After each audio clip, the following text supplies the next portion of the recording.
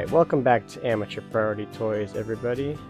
As you may have known, the toys for the Flash movie have officially dropped, and I went out this week and I was able to find a few, but this is the only one I got. I really wanted to get the Batmobile, but fortunately I did not see that one. I saw every version of the Flash. I did not see Batman, but I did see Supergirl. And I am pretty excited to see Supergirl in the movie, so I figured I would get the figure. So here's her box. I don't have a lot of McFarlane figures, but I thought this one looked pretty good, so I wanted to pick her up. So let's get her out of the box. Okay, so here's our Kara out of the box, and she comes with a flight stand, which is very nice. Even though I'm not a huge McFarlane fan, I will give them that.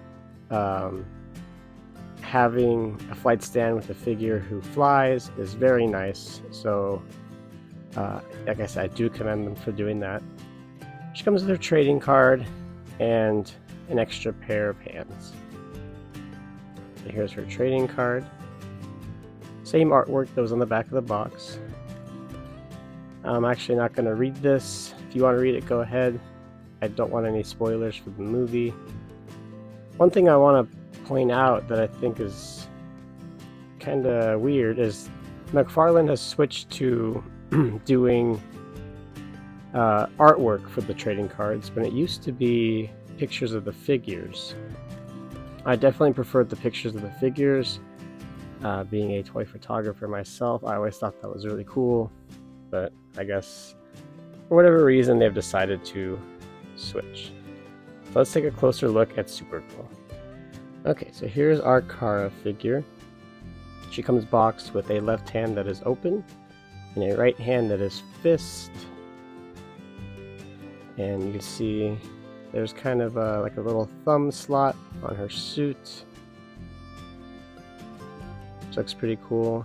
I like this red up here leading into the S, and you can see she's got the Man of Steel S. I do like that they have gotten rid of the extra little design that the S had in Batman vs Superman, and I don't like that. I prefer the S to be more clean like this, like in Man of Steel, even though, to be honest, I'm not that big of a fan of those movies or the overall design. But she does look nice. So you can see she is textured on the blue.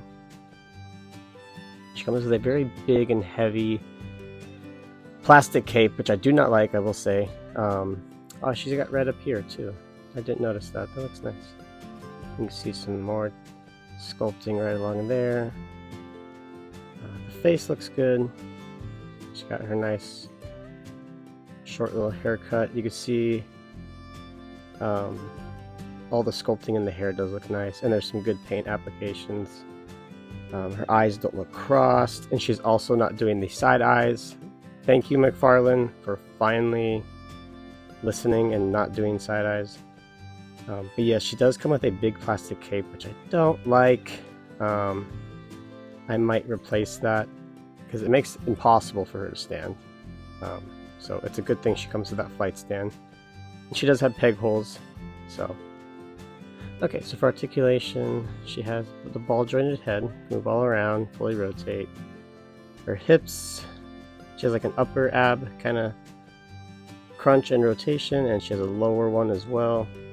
She does have the McFarlane's signature over the diaper kind of look, which I think works on some figures. I don't think it works on this one because the blue up here, like for her belly, is a little bit different colored than the blue on the diaper.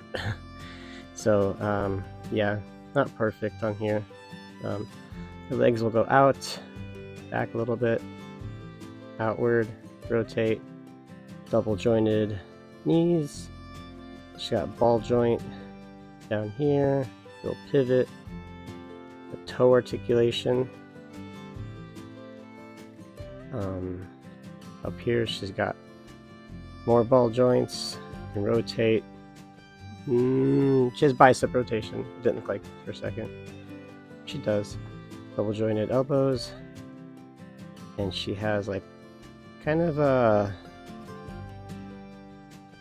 pivot and ball joint wrist. It's kind of hard to describe, but looks good.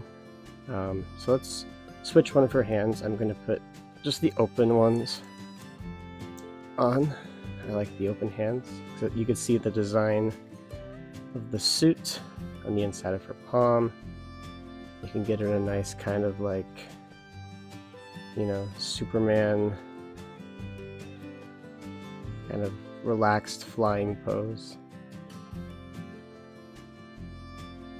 So let's see how she fits onto her stand. Okay, so she actually looks really good on the stand. I do like that. And you have the option, because the stand is a clasp, you can tighten it to be on her waist, or you could tighten it to be on her legs somewhere if you prefer that look. It also is kind of posable. You can angle it up or angle it down for different flying poses. But it looks very good. It'll work very well for your toy photography. I like it on the hips because you can kind of hang the back of the cape off of the back of the stand. But you could see I was just messing with it and she wanted to tip over because this cape is so top heavy. So far that's the biggest issue with her. But other than that, pretty good figure. I'm very excited to see her in the movie. So yeah, I'm going to be going on a toy hunt this weekend looking for the Batmobile. Either the McFarlane 6-inch scale or the like 4-inch scale Spin Master. Part of me kind of wants that one actually a little bit more. I feel like that's more in line with the Kenner Michael Keaton figures I have. So let's do some comparisons with our Kara real quick. Okay, here we have Kara next to some other Man of Steel figures from Mattel. And you can see my other issue with McFarlane is their choice to do 7-inch scale. I'll be honest, I do prefer 7-inch scale over 6-inch scale, but I don't like repurchasing everything I already own to fit the new scale. So unfortunately, she doesn't really fit in well with the Man of Steel figures, which are the only other DC Universe movie figures I have, because well, I just don't really like any of those movies very much. But I have high hopes for the Flash movie, and I have high hopes for Kara in the movie. So if you get her, or maybe Clark, on the light stand, you can kind of budget probably. Really quickly, let me just get him on here. Let's get him in a nice pose. So if you have him kind of just hovering, you can kind of fudge it. It's pretty obvious. Like, she has very long legs, and even proportionally, it's not that she's tall. Her head looks much bigger. Her arms look longer. She just doesn't really fit in. So, but that's to be expected. She is 7-inch scale. These are 6-inch scale. So, let's compare her now to a couple other Supergirl figures I have. So here we have a DC Universe Classics Supergirl. This was actually the Supergirl versus She-Ra from Toys R Us. And the Kenner animated series Supergirl. And then here we have our new Supergirl. So, there you go. Okay, I hope you guys enjoyed the video. Of the Flash movie Supergirl figure. I'm going to be going on a toy hunt this weekend. If I find the Spin Master or the McFarlane Batmobile, I will be posting about it on my Instagram. So you guys can follow me on there to see how that progress is going. But yeah, I'll also be on the hunt for the Michael Keaton figure. So, alright guys, well, like, comment, follow me on Instagram, all that good stuff, and I'll see you guys in the next video. Alright, bye.